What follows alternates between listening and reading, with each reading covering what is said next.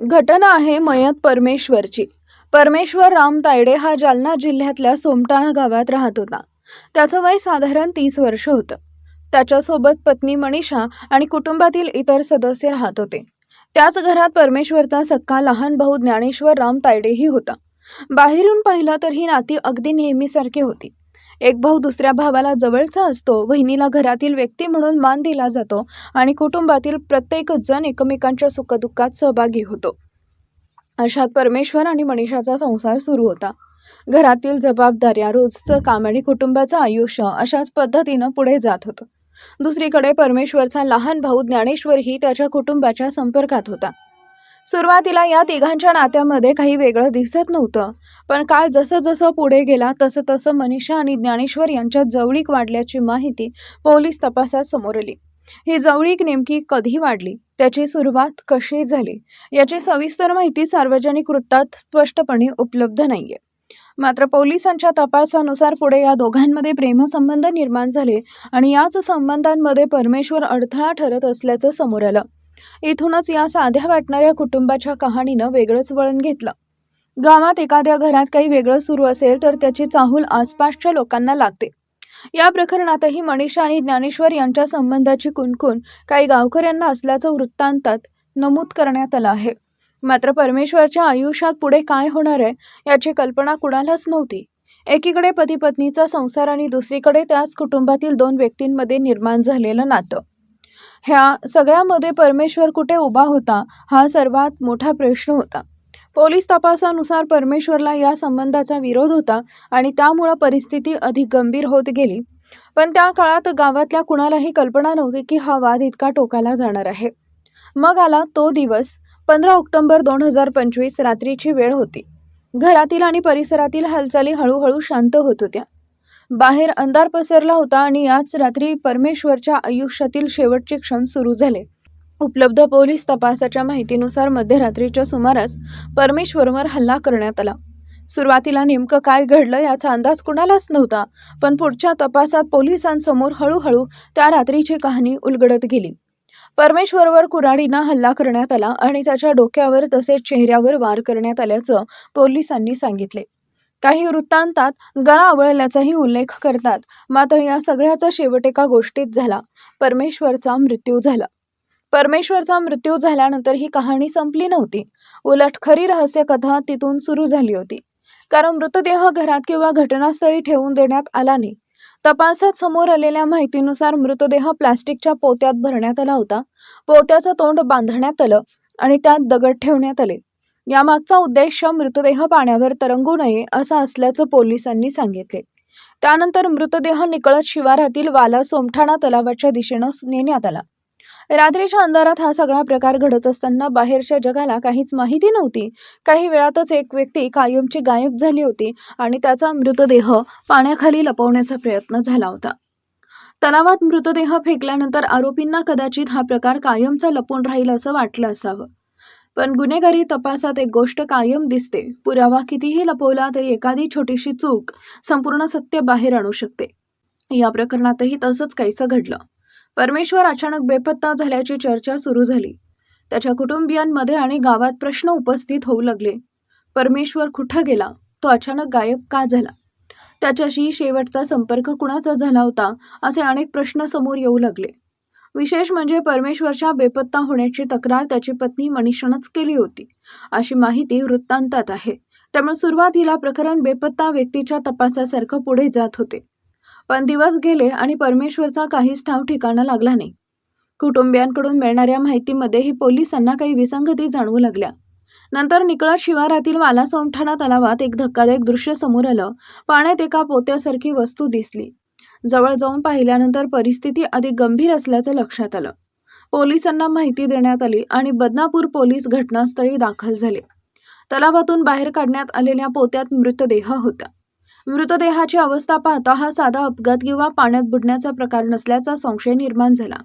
पोलिसांनी पंचनामा करून तपास सुरू केला आणि काही वेळातच त्या मृतदेहाची ओळख पटली. तो मृतदेह दुसऱ्या कुणाचा नसून सोमटाणा येथील परमेश्वर राम तायडे यांचा होता. आता तपासाची दिशा पूर्णपणे बदलली. परमेश्वर बेपत्ता झाला होता. नंतर त्याचा मृतदेह तलावात सापडला होता आणि मृतदेहाला पोत्यात भरून दगड बांधण्यात आले होते. म्हणजेच कुणीतरी जाणीवपूर्वक त्याचा मृतदेह लपवण्याचा प्रयत्न केला होता. परमेश्वरच्या वडिलांनी दिलेल्या तक्रारीवरून बदनापूर पोलीस ठाण्यात खुनाचा गुन्हा दाखल करण्यात आला. पोलीस निरीक्षक MT सुरवसे यांच्या नेतृत्वाखाली तपास सुरू झाला. आता पोलिसांसमोर एकच मोठा प्रश्न होता, परमेश्वरचा खून नेमका कुणी केला आणि सर्वात महत्त्वाचं, त्याचा मृतदेह तलावात नेऊन फेकण्यामागे कोणाचा हात होता. तपास करताना पोलिसांनी परमेश्वरच्या जवळच्या व्यक्तीकडे लक्ष केंद्रित केलं, कारण बाहेरचा एखादा अनोळखी व्यक्ती अचानक घरातील व्यक्तीला संपून मृतदेह लपवेल यापेक्षा जवळच्या व्यक्तीला या सगळ्या गोष्टींची माहिती असण्याची शक्यता अधिक होती. त्यामुळे पोलिसांनी कुटुंबियांची चौकशी सुरू केली. त्यात परमेश्वरचा सक्का भाऊ ज्ञानेश्वर आणि त्याची पत्नी मनीषा यांचीही विचारपूस झाली. सुरुवातीला दोघांकडून मिळणारी उत्तरं पोलिसांच्या संशयाला अधिक बळ देणारी ठरल्याचं वृत्तांतात नमूद आहे.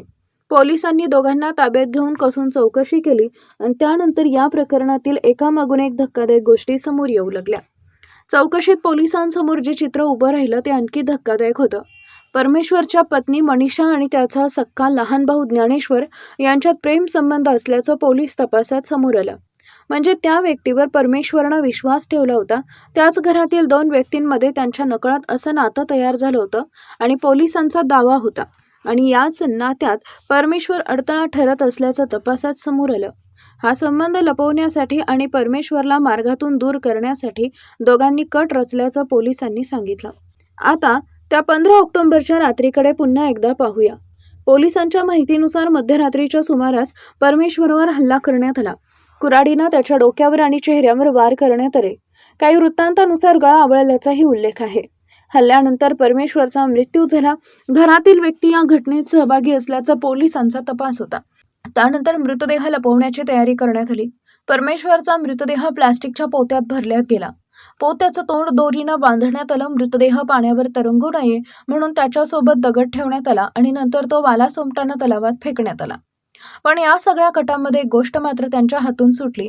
परमेश्वरचं अचानक गायब होणं आणि काही काळानंतर तलावातून सापडलेला मृतदेह. मृतदेहाची ओळख पटली आणि पोलिसांनी तपासाचा धागा परमेश्वरच्या घरापर्यंत आणला. त्यानंतर मनीषा आणि ज्ञानेश्वर यांच्याकडे पुन्हा चौकशी करण्यात आली. पोलिसांच्या म्हणण्यानुसार दोघांकडून मिळालेल्या माहितीमध्ये विसंगती आढळत गेली आणि अखेर चौकशी दरम्यान त्यांनी गुन्ह्याची कबुली दिल्याचं पोलिसांनी सांगितले. या कबुलीनंतर परमेश्वर बेपत्ता होण्यापासून तलावात मृतदेह सापडण्यापर्यंतची संपूर्ण साखळी पोलिसात समोर आली. आणि आता या संपूर्ण घटनेचा सर्वात धक्कादायक खुलासा समोर आला. परमेश्वर राम तायडे याची हत्या बाहेरच्या कोणतीतरी व्यक्तीनं केली नव्हती. पोलिसांच्या तपासानुसार या प्रकरणात त्याचीच पत्नी मनीषा परमेश्वर तायडे आणि त्याचा सक्का लहान भाऊ ज्ञानेश्वर राम तायडे यांचा सहभाग होता. दोघांमध्ये असलेल्या कथित प्रेमसंबंधात परमेश्वर अडथळा ठरत असल्यानं त्याला संपवण्याचा कट रचल्याचं पोलिसांनी सांगितले. 15 ऑक्टोबरच्या मध्यरात्री त्याच्यावर हल्ला करण्यात आला. त्याचा मृत्यू झाला आणि त्यानंतर त्याला पुरावा नष्ट करण्यासाठी मृतदेह पोत्यात भरून दगडासह वालासोमटाना तलावात फेकण्यात आला. या प्रकरणात बदनापूर पोलिसांनी मनीषा परमेश्वर तायडे आणि ज्ञानेश्वर राम तायडे या दोघांना अटक केली. मृतदेह सापडल्यापासून चौकशी, कुटुंबियांचे जबाब, संशयास्पद मृत्यू आणि त्यानंतर झालेला तपास या सगळ्या प्रक्रियेतून पोलिसांनी या हत्येचा उलगडा केल्याचं वृत्तात नमूद आहे. परमेश्वरच्या मृत्यूने एका कुटुंबाचा आधारच हिरावला गेला आणि त्याहून धक्कादायक म्हणजे या प्रकरणात त्याचा स्वतःच्या घरातील व्यक्तींची नावं समोर आली. जालना जिल्ह्यातील सोमटाणा परिसरात घडलेली ही घटना यामुळे केवळ एका हत्येची कहाणी राहिली नाही. पती पत्नीचं नातं, 2 भावांचं रक्ताचं नातं आणि त्याच घरात निर्माण झालेला कथित प्रेमसंबंध या सगळ्यांचा शेवट परमेश्वर राम तायडे यांच्या मृत्यूनंच झाला. ज्या व्यक्तीचा मृतदेह तलावाच्या पाण्यात लपवण्याचा प्रयत्न झाला त्याच मृतदेहानं अखेर संपूर्ण रहस्याचा पडदा उलगडला. आणि पोलीस तपासात समोर आलेलं सत्य इतकं भयानक होतं की परमेश्वरला बाहेरच्या शत्रूनं नव्हे तर त्याच्याच घरातील 2 जवळच्या व्यक्तींनी संपवल्याचा आरोप समोर आला होता. या प्रकरणात पुढील कायदेशीर तपास आणि न्यायालयीन प्रक्रिया ही स्वतंत्र बाब आहे. मात्र वालासोमठाणा तलावातून सापडलेल्या एका मृतदेहानं जालना जिल्ह्यातील या संपूर्ण हत्याकांडाचं गूढ कायमचं उलगडलं.